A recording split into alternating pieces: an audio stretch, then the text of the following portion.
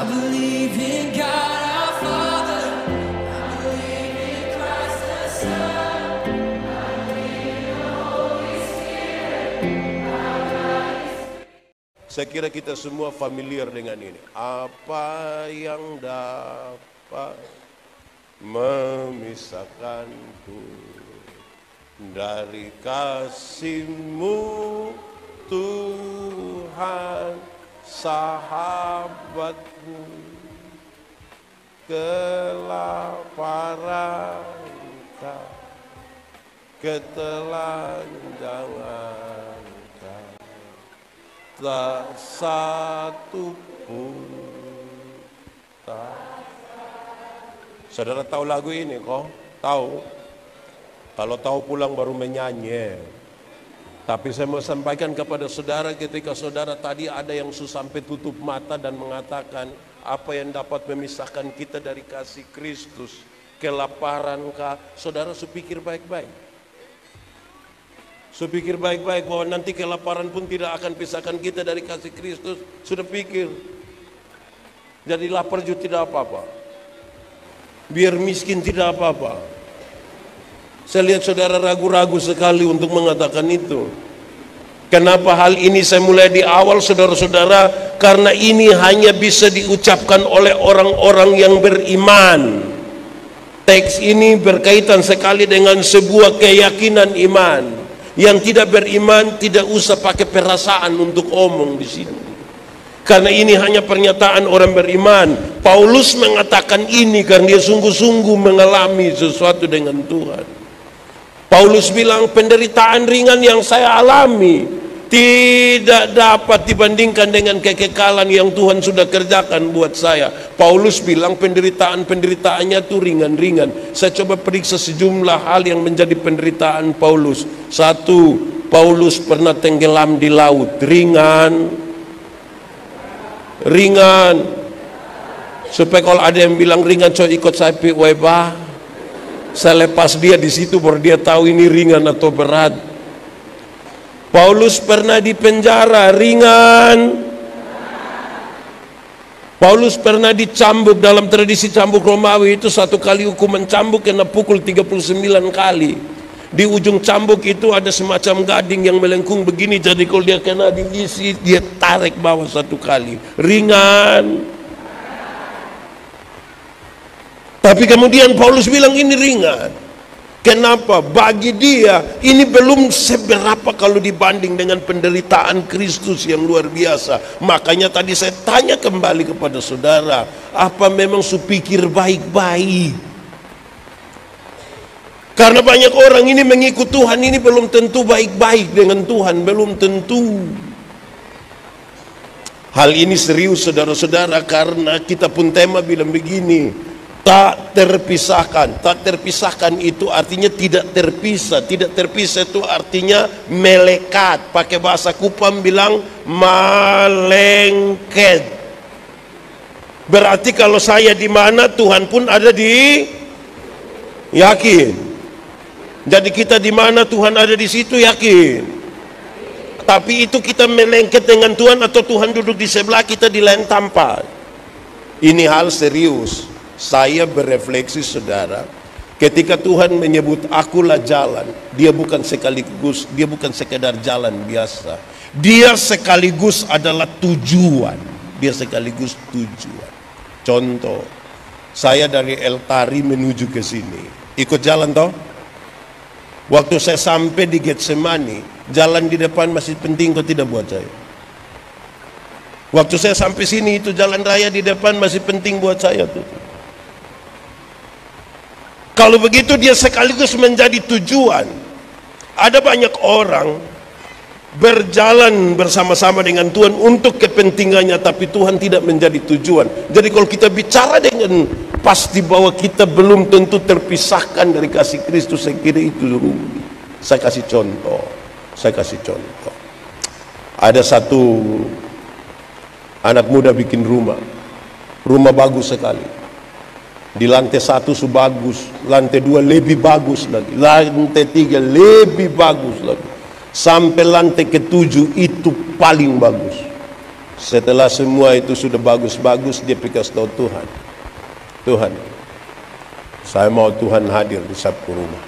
Oke, dorang datang dengan Tuhan sama-sama. Rupa-rupanya dia sudah siap yang paling bagus untuk Tuhan.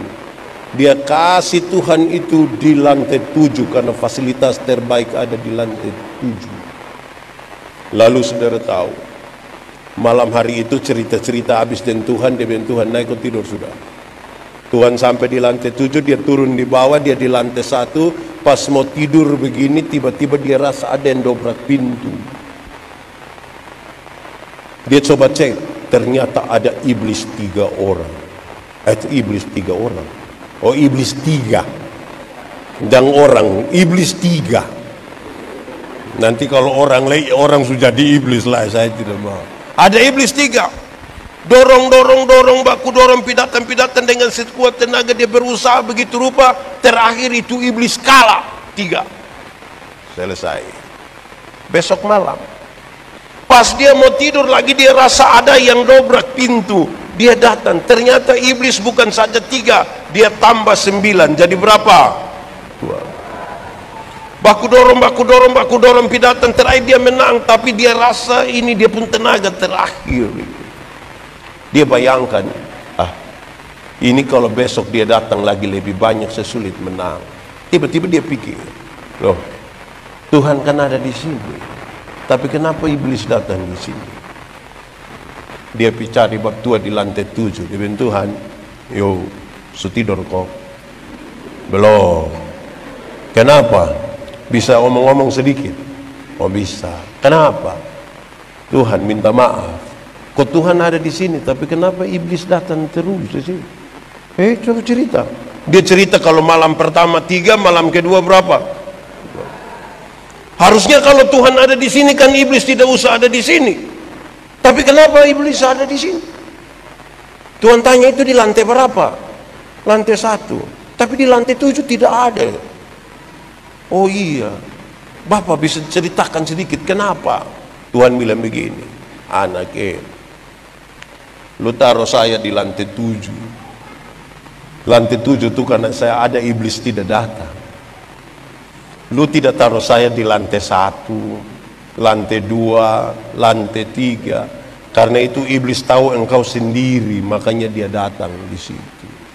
Apa maksud dari kisah ini?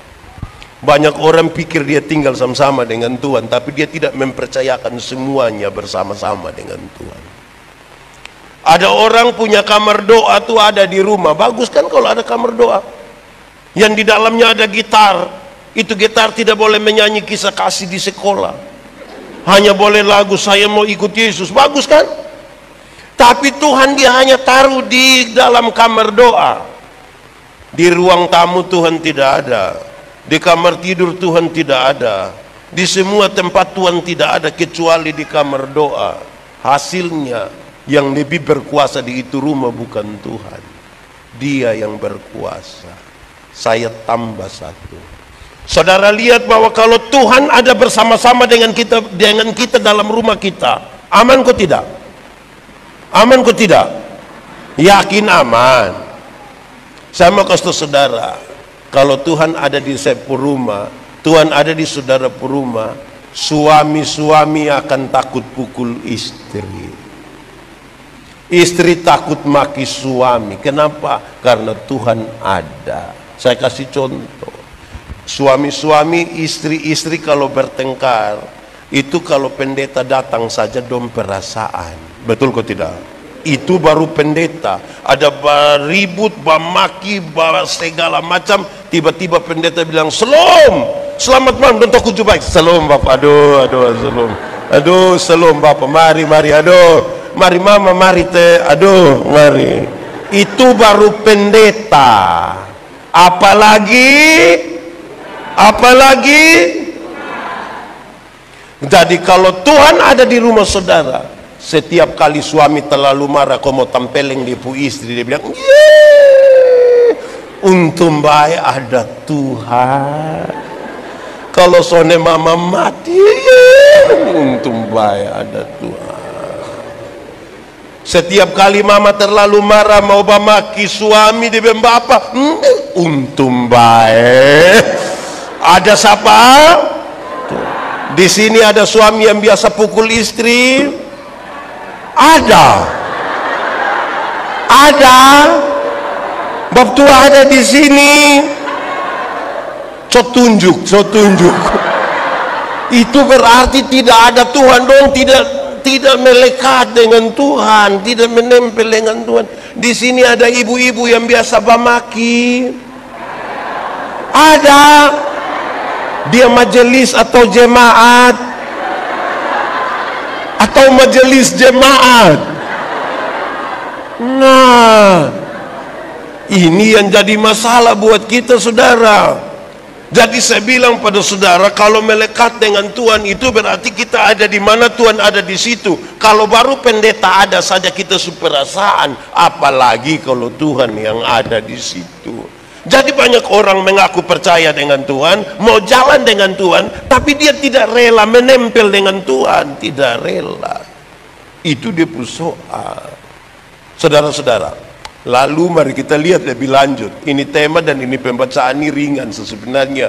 Untuk kita lihat dia mau berbicara tentang kasih. Tidak terpisahkan dari kasih Kristus. Saudara boleh ikut yang saya ucapkan.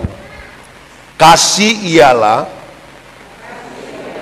kebaikan tidak terpatahkan oleh apapun,